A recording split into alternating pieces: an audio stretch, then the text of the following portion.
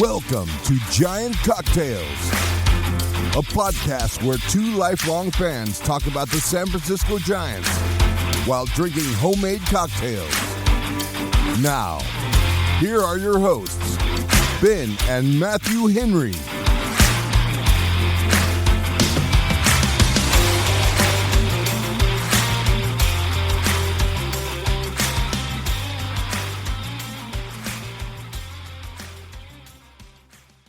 Welcome to another episode of Giant Cocktails. I am your host, Ben Henry, alongside my brother, the prosaic Matthew Henry. How you doing, Matthew? I'm not sure I'm liking being called prosaic. What are you talking about? Prosaic is a beautiful word. It is it actually sounds lovely. Tell me about your friend. Oh, he's prosaic. Right, total compliment. Let's move on. Yeah. Let's move on. No. For what I recall, prosaic means like what? Average? It means ordinary. Okay. Yes. Okay. So, my friend, I am not ordinary. Have you met my new friend, Matthew? He's ordinary. No. But our favorite baseball team might be prosaic. They are very prosaic. They're very prosaic. Look, things were not looking good, right? They were not looking good going into Texas. Well, they won the last game in Arizona, but they had snapped a 6-game slide. Right after having 4 games above 500, they found themselves back to 2 games below 500. But boom, they win 3 in a row. And then they lost today as we record this podcast. And so therefore, they're back to being prosaic. They're back to being slightly below average. Which honestly, Matthew, they're ordinary, but they're a little bit ugly, which gives them character. So they're extraordinarily prosaic? That's right. They're extraordinarily ordinary, right? Yeah. And so, I think that's the way that you have to look at it. Prosaic isn't necessarily bad. No. It's just necessarily not good. It's not bad now, especially these days when there are a whole bunch of prosaicness going on. That's right. There are a lot of prosaic teams out there, and we're going to talk about that today. But first, Matthew, I have to ask you the icebreaker question. Okay. Shoot away. People want to get to know more about you. They want to know about your childhood, I've been hearing. Okay. They want to know what it was like when you were a kid. Yeah, I have been talking a lot about that lately. So right. Not on the podcast, but anyway. Right. Well, so since you were a rather ordinary child, very middle of the road, I'm sure that you got a lot of these middle place awards, these participation awards. They started giving them out when we were kids. Yeah. Yeah. Like everybody got a trophy. Uh-huh. Everybody got a certificate. Yep. Did you enjoy it when you got your participation awards as a kid? Was that something you like? Did you were like, oh, you were so proud of yourself?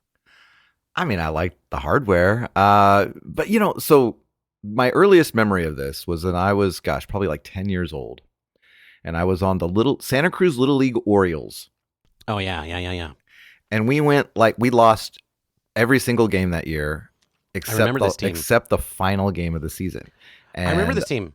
Yeah. And I mean, remember when you guys won. It was like we won the World Series. I was the winning pitcher of that. I want you to know. You were. And it was the most exciting sports event that I'd ever experienced, winning that one game. Mainly because we lost all like 15 before. Well, and I remember what the coach of the other team said about you, Matthew, that day. He was like, that kid, he was very prosaic today. That's right. That's exactly what those little league dads were saying. But so after that season, though, at our little banquet, they gave us this little trophy.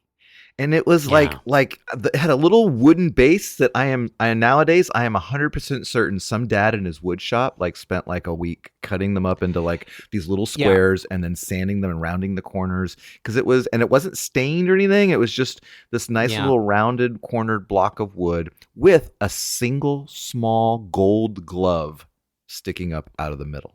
With a ball in it. It had a ball in it. Did it have a ball in it? Okay. I remember this. I remember this trophy because it was the most pathetic trophy in our house. It was so pathetic, but it was it was definitely a participation trophy. Yeah, and you were proud of it, right? Yeah. You kept it all those years. What are you going to do? You throw a trophy away? No, you got to keep it. I just threw a bunch of my kids' trophies away. Oh, something for their therapist to talk about. Yeah. Well, they were the ones that they were like, I don't want these anymore. Yeah. Okay. Good. All right. Okay. You got buy-in. I definitely That's don't good. want them either. And let me tell you, their participation awards super fancy. Super you know what? fancy. You know what? You know what's good about participation trophies? If you listeners, if you got them, you know what you could do is you could take one and make it a perpetual trophy at your work, where you just like hand it off to like, and I've done this at a couple different workplaces where I just take some old trophy that I find and we redo the front and we kind of make it some weird award, and then it just gets transferred around. Like it becomes a traveling trophy, and it's a lot of fun. So I would recommend that's a place to recycle your participation awards. So Better idea is you create a whole trophy case and you invite all of the parents in your company to bring all of their kids' participation awards, and then you have the employee of the month photo go in the center of the trophy case every month. Oh, I like that. That is a good idea. And the trophy case just gets bigger and bigger every year, right? Because like kids are doing like 17 activities and they get 23 trophies from each activity. So you need a lot of space. There you go. This is a brilliant idea. And look, just a management tip there. Management tip. That's what we're all about. Yeah. Well, anyway, Matthew, today is Sunday, June 9th, as we record this podcast. Your San Francisco Giants went 3-3 this past week, dropping 2 out of 3 against those D-bags, but then winning 3 in a row as they took 2 out of 3 from Bruce Bochy's defending world champion Texas Rangers to bring their total record to 32-34, to their rightful place, 2 games under 500 yet again. I mean, it's almost like the seat is like worn out. It's like in the shape of the Giants' butts. If you're a scientist, 2 games under 500 is homeostasis for the Giants. That's right. Any other state is unnatural, right? Like just like whatever happens, no matter how you agitate them, no matter how you shake them up, as it all settles down, as all the bubbles come back to just boom, they just slide right back into 2 games under 500. But you know what, Matthew? That's okay. Yeah, That's it is. Okay. That's a wild card team, baby. That's right, because let's take a quick look at the standings and see where your San Francisco Giants stand. Well, right now, they are in 3rd place in the National League West, just 1/2 game behind the San Diego Padres, 8.5 games behind the Los Angeles Dodgers, yada, yada, yada, whatever. And more importantly, though, in the wild card standings, the San Francisco Giants are tied for the 3rd wild card with 17 other baseball teams. Okay, maybe not 17. They're 1/2 a game behind the San Diego Padres, who hold the 2nd wild card spot, and they're tied with the Cubs and the Reds, and the Cardinals, and 1/2 a game ahead of the Pirates, a game ahead of the Diamondbacks, and a game and a half ahead of the Washington Nationals, and only 3 games ahead of the New York Mets. That's basically the entire National League, Matthew. It seems like it. Jesus. So All right, we'll talk about that. We'll not talk about that now because we're going to talk about that. Right. Well, that's what we're going to talk about today. We're going to talk about this wild card race and wild card mediocrity and what it means for the San Francisco Giants, what it means for us as fans, and what it means for baseball. And then after that, we're going to talk about the alleged strength of the San Francisco Giants, their starting rotation. Is it still a strength? I don't know. Debatable. But before we get to that, Matthew, you need to ask us our trivia question. All right. Today's trivia question is, what French-born manager has won 4 National League pennants? French-born, 4 National League pennants. Mm-hmm. Yeah.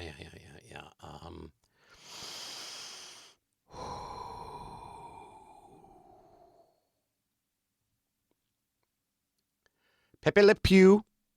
No, excuse me. Pepe Le Pew won 4 National League pennants back to back with the Massapequa Braves.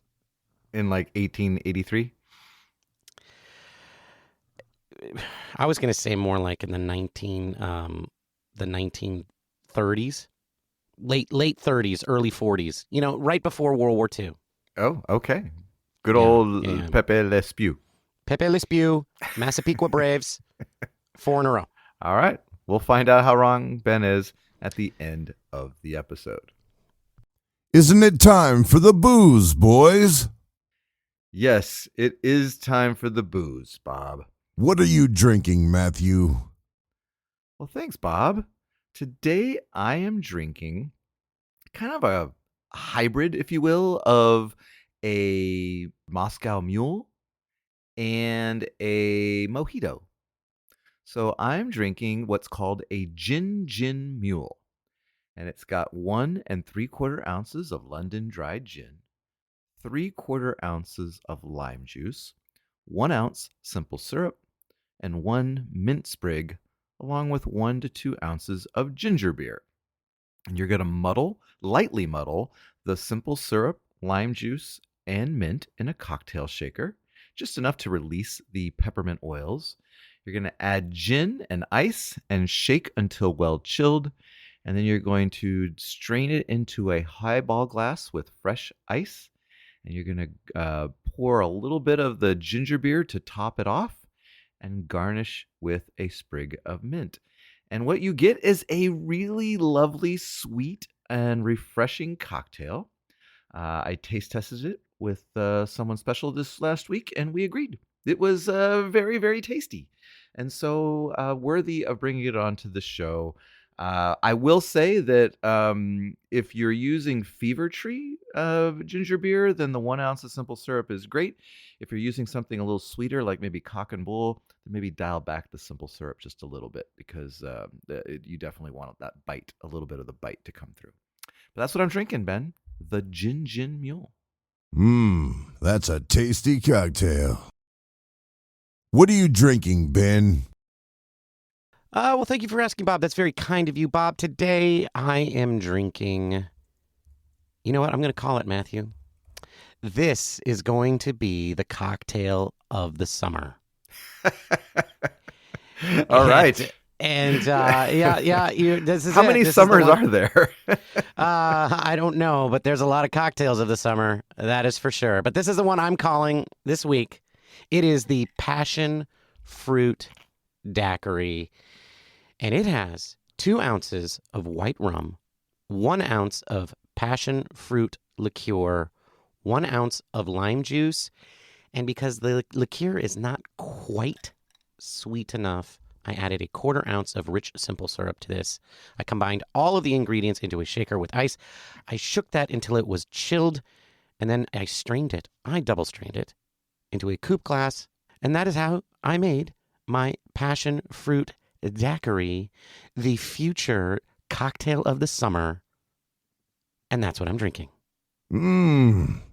That's a tasty cocktail. It is pretty good, actually. Yeah. Don't sleep on this passion fruit liqueur, let me tell you. I've not even heard of passion fruit liqueur. That sounds delicious. Go out and buy me some. All right. Well, Ben, we've been talking about mediocrity. And yes, we started talking about the Giants kind of fitting into that prosaic part of the standings, and so you named off pretty much every team in the National League that was in earshot of a playoff spot, except the only two you didn't mention were the Colorado Rockies and the Miami Marlins. At least we're not the Rockies. That's right, Bob. At least we're not the Rockies, Bob. The Marlins will be good eventually. Will the they, Rockies, though? I don't really know. But it feels like they have the chance to be. Sure. The Rockies, though, we just expect this. No chance that the Rockies are ever going to be good again. So, Bob, that's not nothing. But, it's interesting what you said, Matthew, because you mentioned all of those teams. Like, the San Diego Padres, the Chicago Cubs, the Cincinnati Reds, the San Francisco Giants, the St. Louis Cardinals, and the Pittsburgh Pirates are all within 1 game of each other. The Pirates are a game behind the Padres, and all of those other teams are tied with each other in between them. All of them competing for 2 wild card spots. And then the D-bags and the Nationals are right behind them. It is a dearth, not a dearth. It's a riches of mediocrity. A plethora, if you will. A plethora, if you will. There you go. Thank you. And what I have to say, part of me is like, this is not great. This is not great because we've seen the Giants play some pretty bad baseball this year, right? Yes. And here they are in the 3rd wild card spot. But also, I've seen the Pirates and how hard of a time they have scoring. The poor St. Louis Cardinals, they've actually been surging recently, but the beginning of their season was abysmal. They were absolutely, completely unable to score runs. The Chicago Cubs got off to this rip-roaring start and then had just a massively bad May. So the point is that, like, you're gotta, even though these teams are mediocre and they've won a fair number of games, they've also played a lot of bad baseball. There is a lot of bad baseball going on out there. And we've seen it ourselves with the Giants. So here's my question for you, though. Okay. Despite all of that, despite the pain that these Giants have put us through, are the Giants more interesting because they're in a 3rd wild card spot than they would be if they weren't? 100%. Yes. 100% yes. Yes. So even though they're 2 games under 500, just like they were at the end of last year, right? Got a manager fired. Right? Everybody was like ready to burn the whole thing down. Giants Nation was just like, this is the most boring, awful team ever. And this team is exactly just as good, but everything's fine. Yeah, because you're still in a spot where you can potentially win a World Series, and that's what the season's about. It doesn't matter how you get into the dance as long as you're at the dance. And so I think we obviously put a lot of emphasis on the 162 games, but ultimately no one's remembering your record if you win a World Series.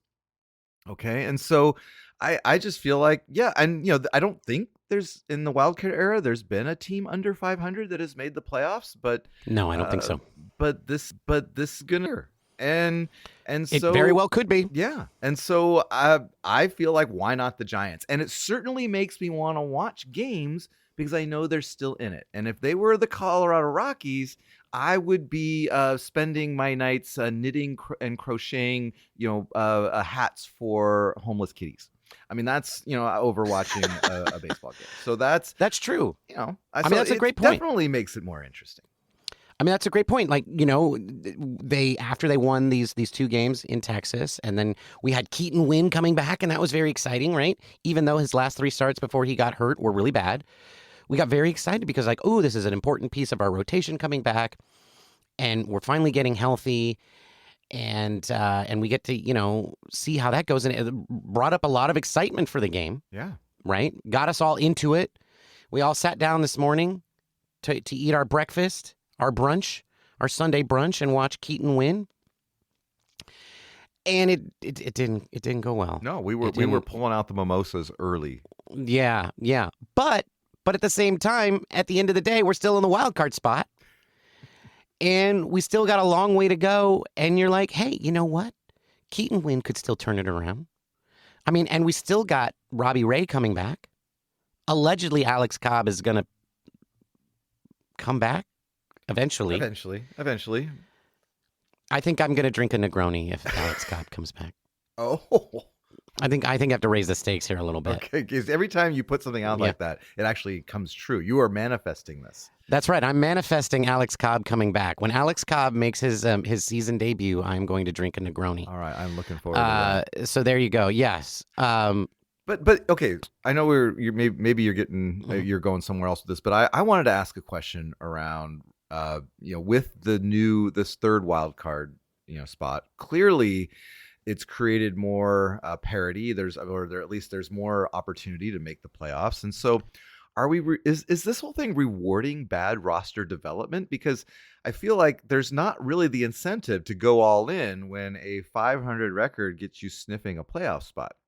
And so I think, this is what the owners wanted. I don't know. Well, probably what the players wanted too. They agreed to it, but it's just, is that a corollary that we maybe didn't anticipate, or are we okay with, not going all in, not bringing, your best to the game because, 500 is good enough? Well, this was definitely a bargaining chip that the owners used as something to get for something that they gave to the players. The players did not want this because the players definitely recognized the problem, which is that if it's easier to make it to the playoffs, then you're less incentivized to spend money to make it to the playoffs. Right. And so, I'm sorry, did you ask if we're rewarding bad development? Yeah. Yeah. Well, I think actually we're rewarding two different behaviors that I think are similar but not the same. I think you're rewarding two kinds of behaviors. One, you're rewarding behavior of people who intentionally keep their rosters not good and don't spend a lot of money in the offseason, which I don't think we can accuse the Giants of. No. Right? Not this year. Correct.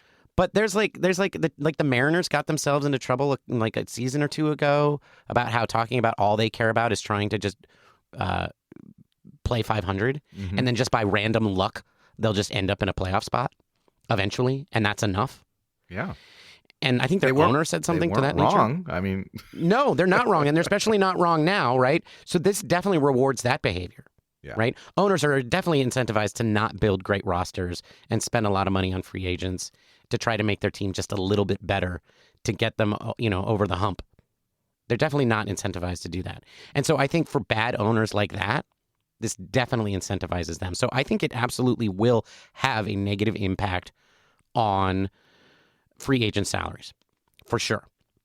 The other thing that I think it rewards is similar but not the same, which is a lot of owners are going to look at their player development people and they're going to say, well, they built a roster that's good enough to make the playoffs. Or almost make the playoffs. Right? And so they're not going to hold their team, their people to as high of a standard as they might have before. Because they'll be like, look how close we came. Right. And that definitely could be something that the Giants are experiencing right now, right? I mean, Farhan is still getting by on this whole thing that the regime before him, like, they stole all of they ruined the farm system, right? Like, the way to hear people talk about it now, the San Francisco Giants, right before Farhan Zaidi took over, had the worst farm system in the history of baseball. It was like nobody was good. Everybody was awful. It was absolute barren. It was complete trash. It was like the stories just about how bad it was just keep getting bigger and grander. And so Farhan, after 5 years, is still being given a pass for having a 500 team because of that. At some point, though, that's got to run out.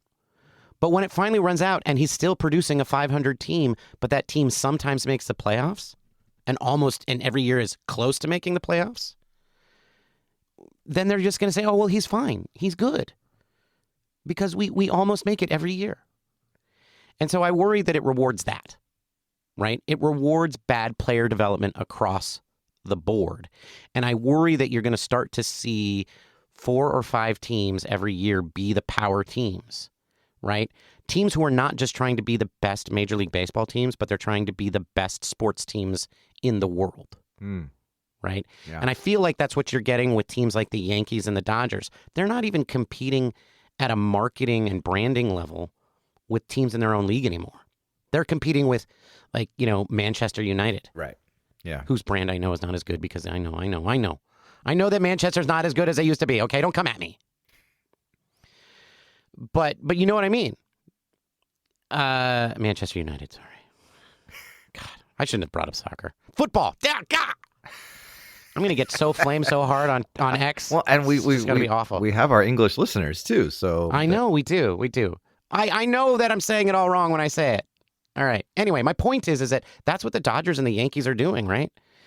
It's almost like they're competing against different teams in different leagues to be that sports team that is above. They don't even care about these other teams, and the other teams don't care about them because they're all just happy to be there. And which does feel very Premier League now that I think about it.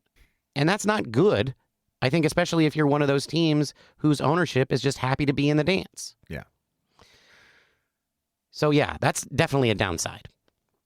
You know what another downside is, and I was thinking about this, is that there's only like, in Major League Baseball, there's only like 5 to maybe 6 teams that you would consider out of the playoff race. And so what does that do to the trade deadline, right? I mean, not only does it ramp up the prices for players, because supply and demand dictates that there's going to be fewer and fewer players on the market, so they're going to be more expensive when you need them.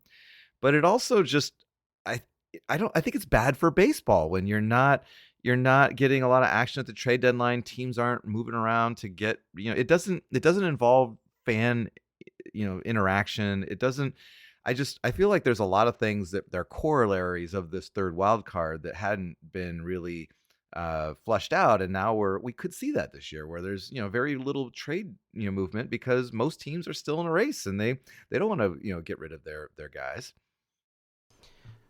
Well, I agree. I mean, I think you're going to see less people want to trade and more teams looking to trade, which means a couple things. The players who people get excited about are really not going to be huge difference makers. Yeah. Right? And the prices that you're going to have to pay to get those guys are going to be so high, to the point where it's almost like you almost don't want your team to make those trades because you're giving up so much in terms of prospects for so poor returns in terms of major league players that it's almost getting to the point where you don't want your team to make a trade. Like, I just can't imagine. Like first of all, I don't know that there's anybody good enough on the Marlins and the Rockies for anybody to want to trade for. At least those don't have like albatross contracts either. Right. Exactly. I don't know that there's anybody on those teams. And then, the White Sox, I mean, I don't want Tommy Pham. Do you? No. And the Angels, right? Maybe the A's. Now the A's are idiots, and so they would definitely trade a young guy that they shouldn't trade. But I just feel like the price is going to be so high that you almost don't want your team to make that trade. Yeah. And I know that probably it's going to take a while for the larger fandoms to figure that out, right? Because they're going to want their teams to make moves, and then when the teams don't make moves, they're going to complain on what's that new porn site called? X. Yeah, they're going to complain about that on X, and because they'll be like, why didn't my team make any moves? And the reason they didn't make any moves is because the prices were too high. The price for Tommy Pham was too high. Right? Yeah. Yeah. No, I agree. Like, I'm going to give up Carson Wisenhunt for Tommy Pham. No, thank you. Well, and as we get into this whole wild card race, right, and with so many teams just hovering around that spot, the third wild card becomes this interesting sectionality of teams that are on the way up and teams that are on the way down and everything in between. And so, I don't know. I'm just curious to kind of see how that shakes out. Third wild card is the worst wild card. Bob, you say that and it sounds like a truism. I'm not sure that that's true. And I think we've said this before on the show. But I think that the third wild card spot is actually the best wild card spot. And that's because what? They're playing the non... It's because they will play... So the top 2 teams who win their divisions will get buys. So right now in the National League, that would be the Phillies and the Dodgers. Yeah. They would both get a bye. And then that means the current team leading the NL Central, which I believe is the Brewers. Yeah, it's the Brewers. would have to play the third wild card. But the Brewers, well, right now they have a better record than the Braves, but that wasn't true for most of the season. So oftentimes that third division winner actually has a record that's not as good as the first wild card. So in essence, they're not even the third best team in the National League. They're like the fourth best team. And that's the team that plays the third wild card. Meanwhile, the second wild card has to play the first wild card, which is this really good team. So I'm not entirely convinced that being the third wild card is as bad as it seems. I think it's at least as even with the second wild card, if not a better position to be in. Yeah, I think it's arguable who is the first wild card or division winner. What is the difference? And in this case, I think I'd rather face the Brewers than the Braves for sure. Yeah, for sure. And the Braves have been scuffling a little bit, but they, and maybe that's because they lost Acuna. I don't know. But the point is that they were much better than the Braves for most of the season until recently. And I still think, I think you're right. Like, I would still rather face the Brewers than the Braves. But the third wild card is going to face the Brewers. And the second wild card is going to have to face the Braves if things were to finish the way they are today. And that just seems like another incentive to not really try, not really care. Right? Like, there is no difference between the second and third wild card.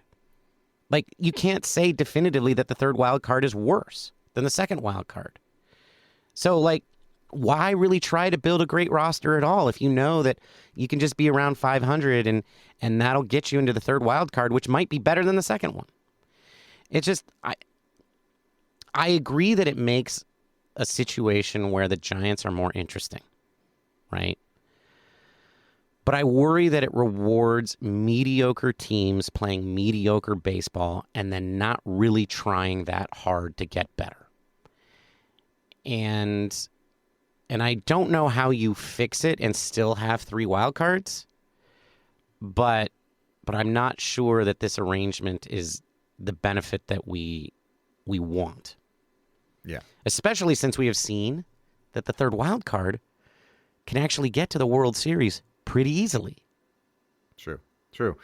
I just hope that I'm not knitting kitten hats because, frankly, the only knitting that I've ever done, I just knitted what you might call a snake because I couldn't figure out how to get it beyond just the strip of one. I don't. So my knitting skills or crocheting skills, I should say, are not that strong. So I'm hopeful that the Giants will continue to be right in the middle. You know what else isn't as strong, Ben?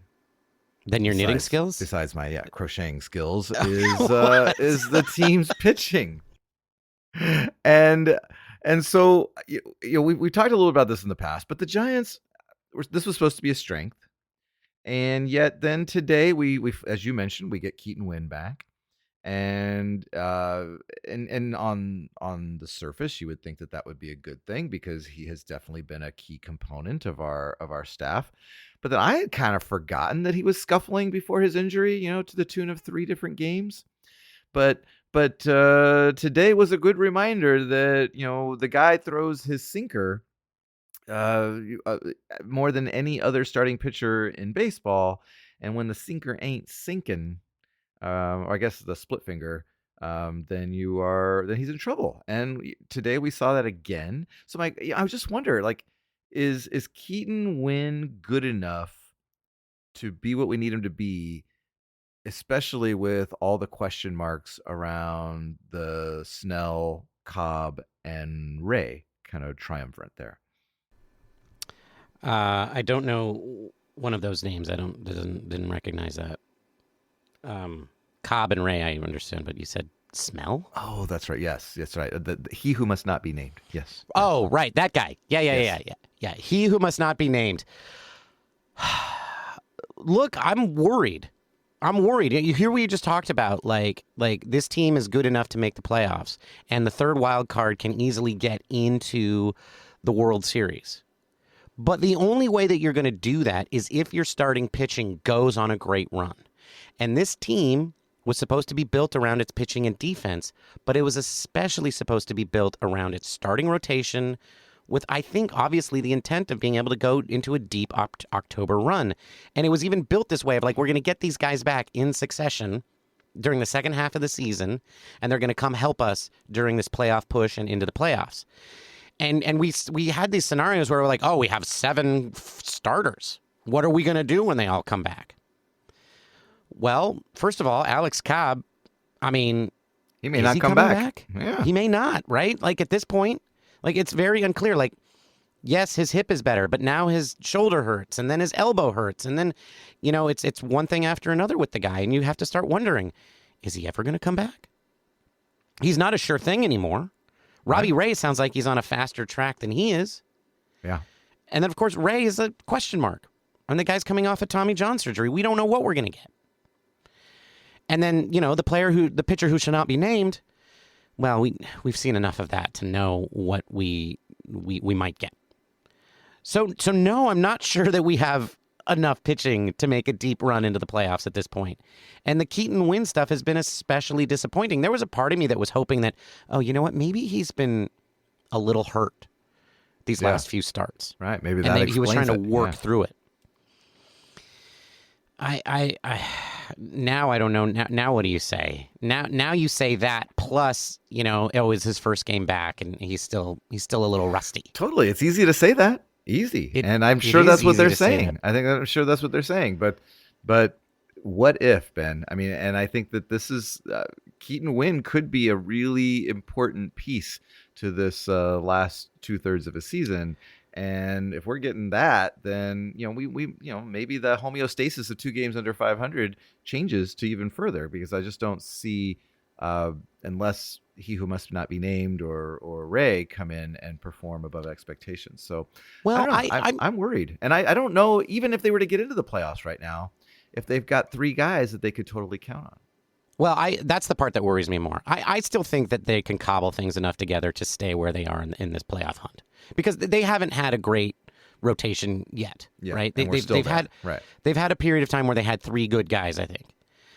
And honestly, Spencer Howard, like, I don't want to, knock on wood, the guy has actually been one of the best guys to pitch at that spot of the rotation all year, and he's had 2 decent outings in a row. So I'm not saying that I expect that to continue, but they might be able to cobble things together. And I think I think the way that Jordan Hicks has been pitching this year, I think the way that we've seen, Logan Webb pitch most of the time. Logan Webb is a handsome man. Yes, Bob. Sure. If that's just been building up inside you, hasn't it? Wow, yeah. I mean, that's a little weird for you to say, Bob. But hey, yes. And also a darn good pitcher. That's right. And a good dude. Somebody I'd want to eat chicken wings with. Oh yeah. Yeah. Totally. But so I think with Logan Webb, with Hicks, and with Robbie Ray, if you get all of the things that you're supposed to get out of those guys, then you have a core 3, and you combine that with a dominant bullpen, then I think you do have a scary rotation. I'd like to have one more dominant guy in there, and I don't know if that's Alex Cobb. I don't know if that's Kyle Harrison, stepping it up a level. I don't know if that's the pitcher who shall not be named, having his second half. But I'd like to see us get to that level, and I don't think that's a sure thing. And so I am worried that this vaunted rotation that we're supposed to have in the second half of the season never comes together. But I think that's more about the player who should not be named and Alex and Robbie Ray than I think it is about Keaton Winn. Yeah, I think all lost in all this too is that we've got some pitchers that are on pitch counts, and so that will exacerbate things. And then you wonder, we get to the end of the season, how are they managing innings and still getting those guys like Hicks especially, and even Harrison. How can they be impactful in the playoffs if we're pulling back on their innings? And so I just there's a lot, and I think they were banking on these extra arms to be able to to beat. Well, I think they were not counting on guys like Hicks and Harrison to be the ones that would be the starters in a 3-game series, right? It was going to be probably in their mind Webb, Ray, and Cobb. And now with these other guys with limits on their innings, that complicates things even more. So yeah, it's a clusterfuck. It really is. I mean, it's the 2024 Giants. This is true. You know, I mean, that's every season has its identity, and that's the identity of this year is just sort of like, you know, it feels like we're getting on the road trip, right? You know, and Matthew, we dadded this up good. We did all the planning. We got the spreadsheets going. All right. We got the car all gassed up. We got the snacks and the cooler in the back. That's right. We got the DVD player playing the movie. We got it all. Yeah.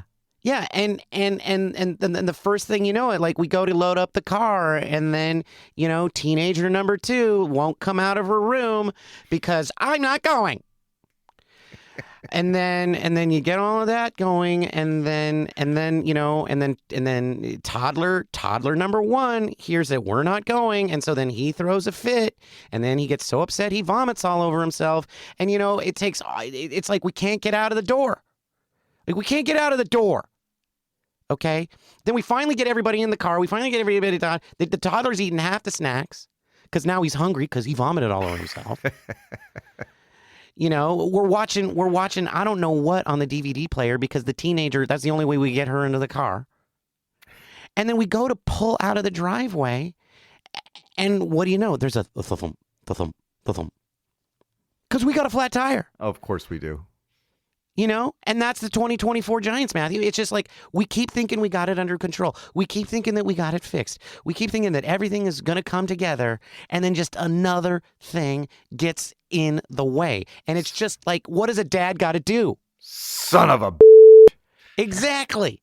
We've got a bunch of unruly kids in the back of our car. And you know, and what is the missus saying to us? She's like, calm down. Don't get how you get. And when in the history of the world has someone calmed down when you tell them to calm down? Never. You know what? That should be the slogan for the year. They got to drop, you know, a nothing like it and replace it with calm down. Don't get how you get. Calm down, Ben. That's right, Bob. That's right. I'm sorry. It's a little PTSD from some road trips earlier in my life. Oh, man. Yeah, you were in there deep. Oh. Yeah. Well, first of all, first mistake, don't have a toddler and a teenager at the same time. No, do not. That's not my life. Definitely not my life. Okay, I'm still stuck on this road trip thing, though, Ben. Okay. So the snacks in the back, we Right. talked about that. What are those snacks? Oh, well, I mean, the snacks in the back are whatever I need to keep every kid shut up.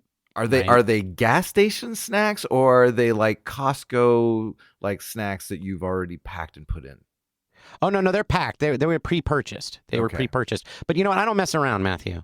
Like, I'm not getting budget stuff. I'm getting exactly what every kid needs to keep their mouth shut. Okay?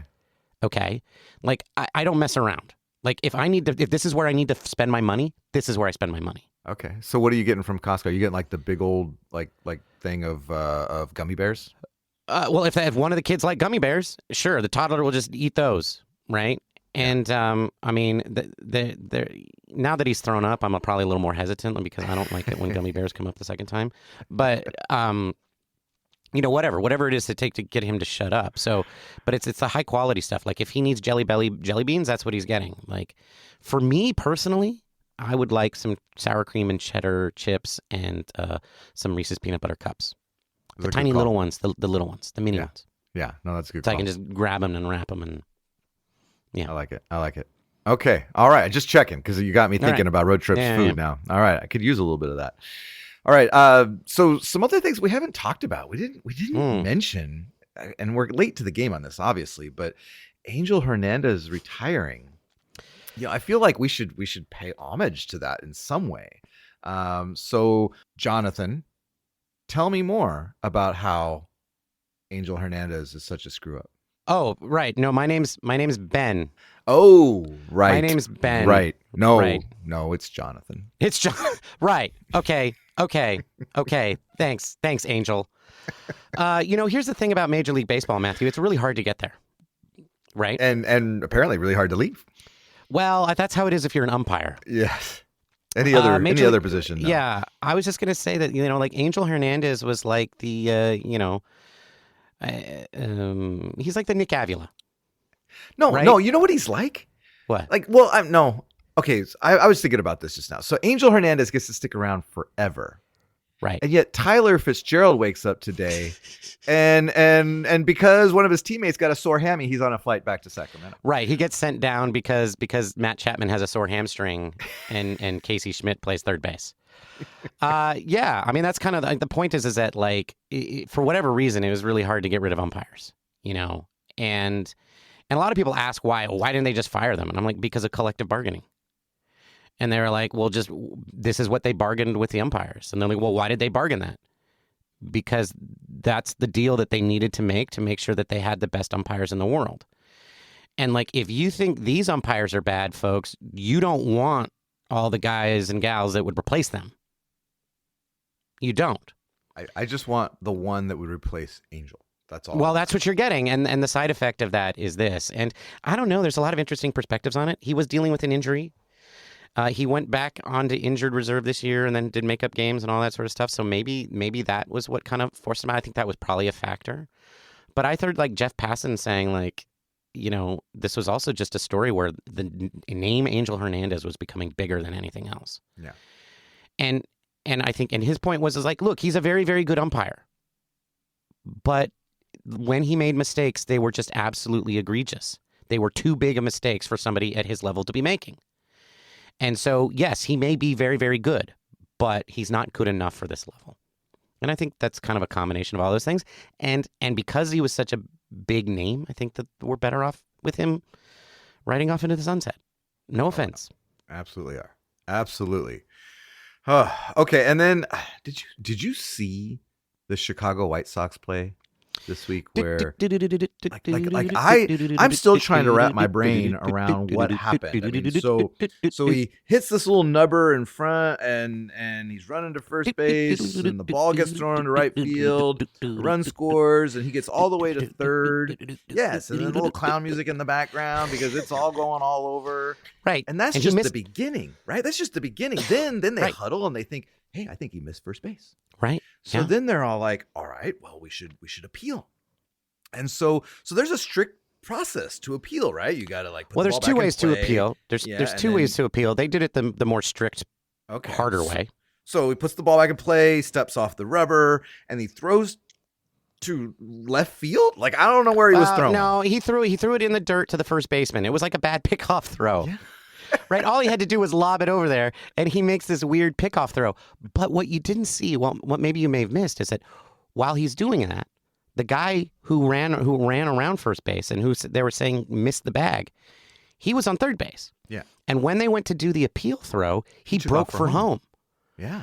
And so that maybe distracted them a little bit. And so that distracted the pitcher when he threw the ball, and then the first baseman missed the ball, but he was very clearly going to try to turn and throw him out at home after getting the ball. And instead, it went off down the field. Well, here's the thing. He went and got the ball, and luckily for them, it didn't go out of bounds.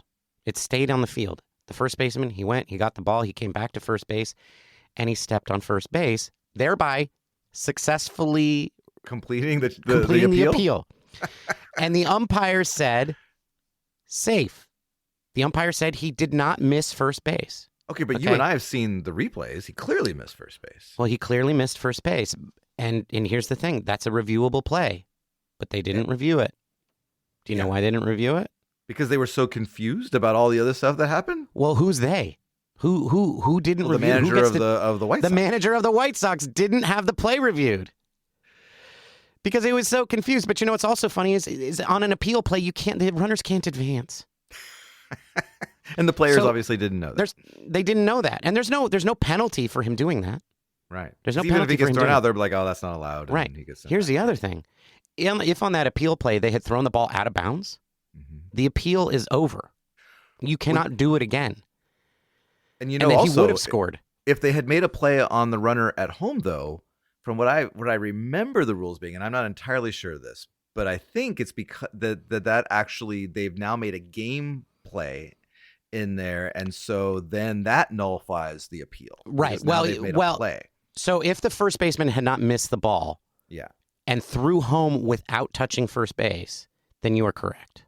But if he had caught the ball and touched first base and then thrown home, because he touched first base first, that would have completed the appeal. That runner, the very same runner who was running from third to home, would have been out at first base, and therefore whatever he was doing from third to home wouldn't have mattered. But what he was doing at third to home didn't matter anyway, because you can't adverse on an appeal play. All of this is very interesting. It is. Can we just recap the White Sox record? Sure. White Sox are 17-49. So of course, this is happening to the White Sox. Like no other team. Like, this is just the epitome of being bad. They are one of the all-time worst teams through 66 games in the history of baseball. 17-49, man. Yeah. No, they're the Rockies are laughing at the White Sox right now. Yeah, they play some pretty bad baseball, and I think this was just kind of the microcosm of their whole season, just of how inept they are. Yes. Now, there were a lot of interesting rule things that happened in that game, and the reason I know so much about it is because I watched a video on a YouTube channel that I really enjoy called Close Call Sports. Close Call Sports, and they talk about umpiring a lot. They mostly cover ejections, but they cover other weird rule things. And I got to tell you, folks, a lot of times they tell you why the umpire is right and you, the fan, are wrong. And it's a little humble. Including Angel Hernandez. Including Angel Hernandez. Yeah, a few times. A few times there were people like, Angel's so dumb, I can't. And people are still saying these things about him.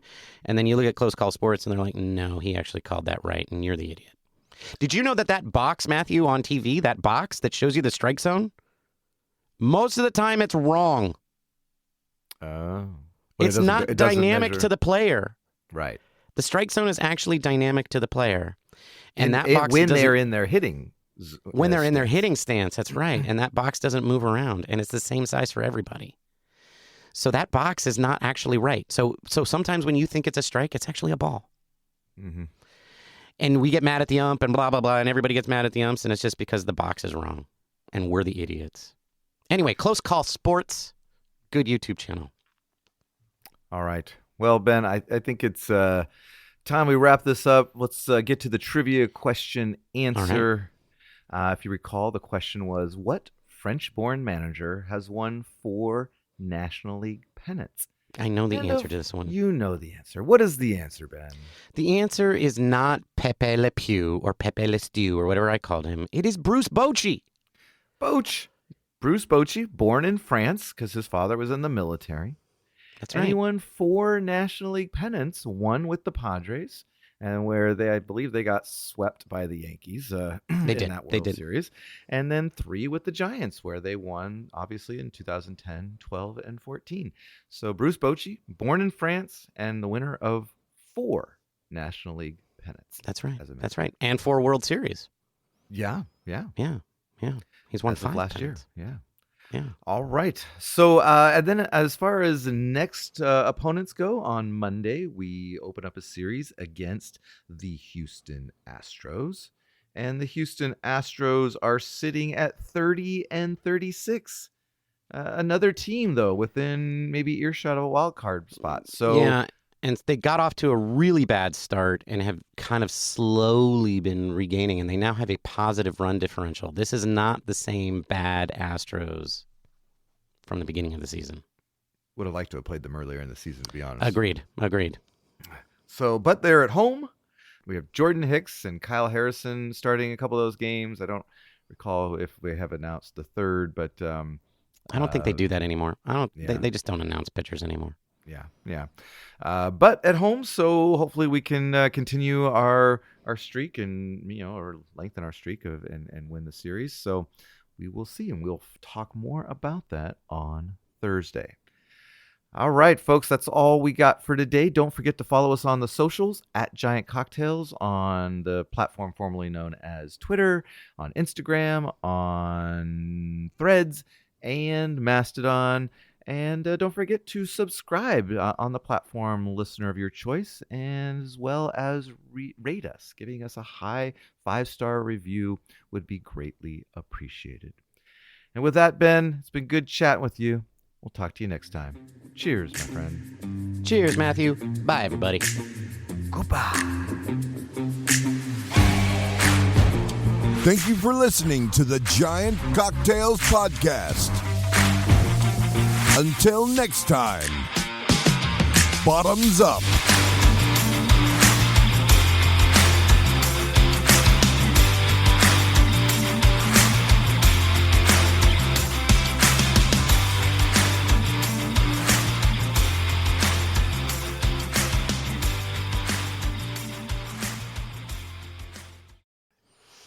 Goodbye.